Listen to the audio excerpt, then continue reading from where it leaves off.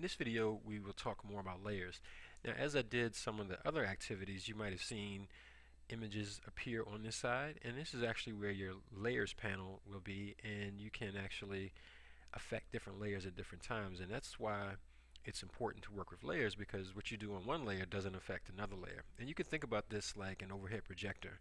When you're in high school, you might, or in college, you might see a professor that has three of those clear sheets, and that they could have something different on each one in a different position, but if they overlaid all of those sheets and then put that on the overhead projector, you would actually just see one image. So that's kind of what's going on with layers, and why it's important to know how to work with layers, because you can affect the different parts of the layers without affecting other parts. So let's begin by opening some images, and remember, we'll go to File, Open, and then we'll go to, now I've navigated to my K drive, so that's where these pictures are in this folder. So I'm going to open this one, and I'll hold the control key down so I can get this one as well as this one. So that's 3, and we'll do 4 here. And we'll open all of those, and notice how I selected all of those, and it's going to open them one by one.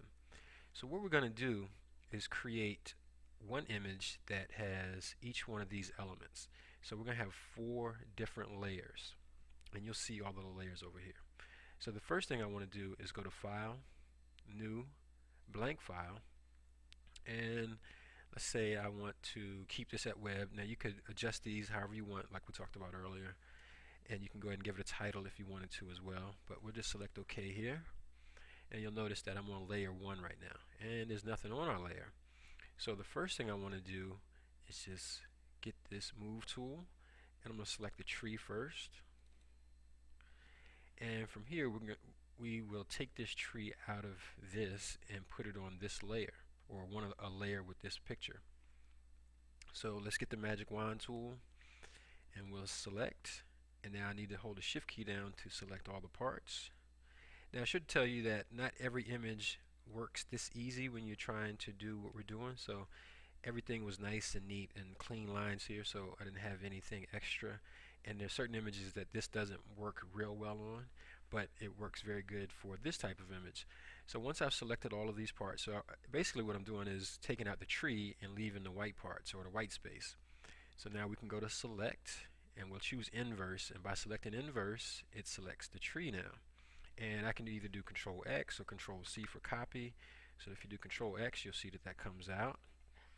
And then I'll go back here, and for layer 1, let's give it some color first. We'll give it that color. Now you may not like that color, so you can select something that you need to. So look to your right, and if you hover over this icon, now that we have some layers, I can create a new layer, and that new layer comes here. So what you want to do as well is keep track of your layers. So to stay organized, you might label that layer background. The next layer you might label tree, because that's what this layer will be.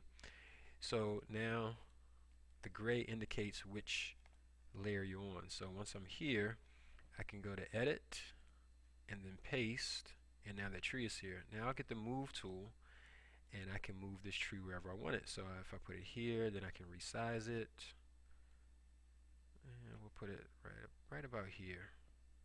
Let's make it a little bigger. And then you click the green check mark, so that's the tree layer. So I've got a background layer, a tree layer, and we can go ahead and create another layer. The next layer I'll call Sun, and I'm just double clicking on layer 1. I'll do that again.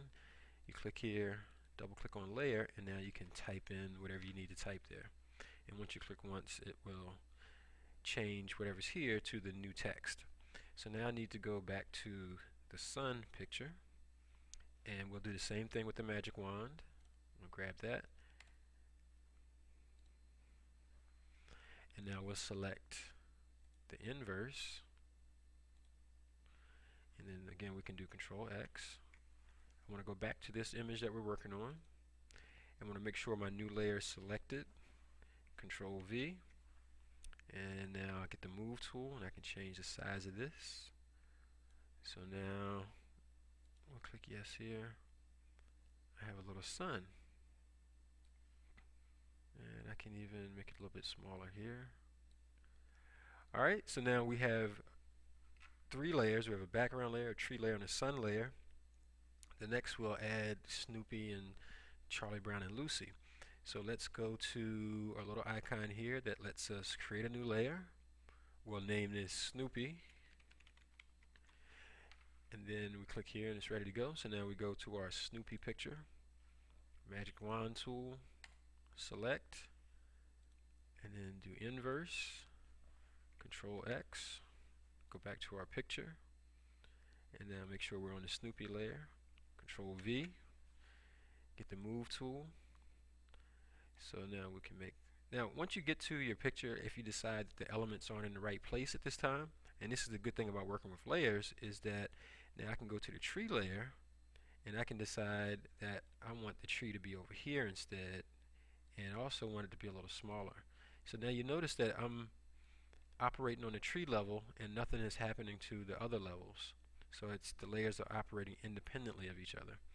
And if I double click here, it takes me back to the Snoopy layer. I'll make him a little smaller, and then we'll go here. Actually, we'll put him up here. Since he thinks he's flying, we'll put him here. Alright, now we have one more layer, and we go back to our new layer icon. We give it a name, and then we type Charlie, Lucy. The next thing we'll do is go to that image, click on it, get our magic wand, select here, choose inverse, Control X, go back to our image. We're on Charlie and Lucy, so I can go ahead and paste. And then we get our move tool. I can reduce the size. And now I have an image with 4 different layers. And it's important that we understand how to work with the layers, because it's pretty easy, and understand why it's important, because it allows you to operate on different parts of your image without affecting the other. You can change the order of your layers just by clicking and dragging and moving them. And so now that if I put this up top, this layer is covering up all the other layers. So if I move the background back down here, now you see that all the elements are visible again. And if you look to the left of each one of these, you see an eye. So if you wanted to turn one layer off, you can. Just click the eye and that particular layer is not visible anymore. Alright, so that's working with layers. The next thing we'll do is save it again, and remember we want to save it in 2 formats. So go to image, or I'm sorry, file, save as, and we'll do PSD, and this one we'll just call layers. And I'll just save it to the desktop. And I'm saving in the PSD file.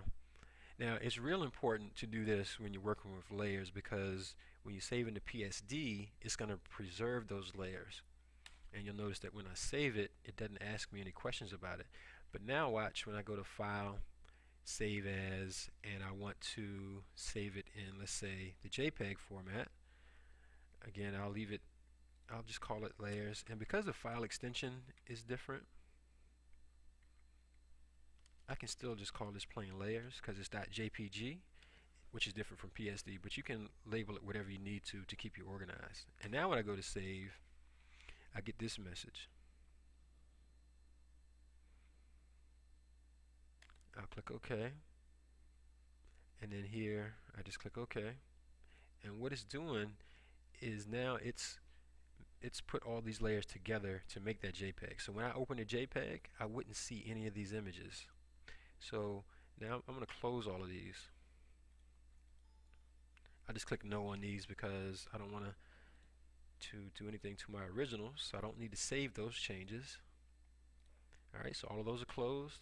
Now if I go to File, Open, Desktop, and I go down to Layers, let's open the Layers JPEG. When I do that, you only have a background, and you see a little lock here, and it's locked. And so now I can't do anything to these elements, and I can't change them at all because they've been flattened and they're all just one in one file now. If I close this and go to File, Open, and then scroll down to Layers again, but get the PSD file, you'll notice that my layers are preserved and I can still edit that particular file. So that's one reason why it's important to know how to work with layers, because when you have other work to go back and do, you can always edit the original PSD, and then you can do multiple things here, save it as a JPEG, and then keep this so that you can always make changes to whatever you need to do. Alright, get ready for the next video because we'll do some more advanced work with Photoshop.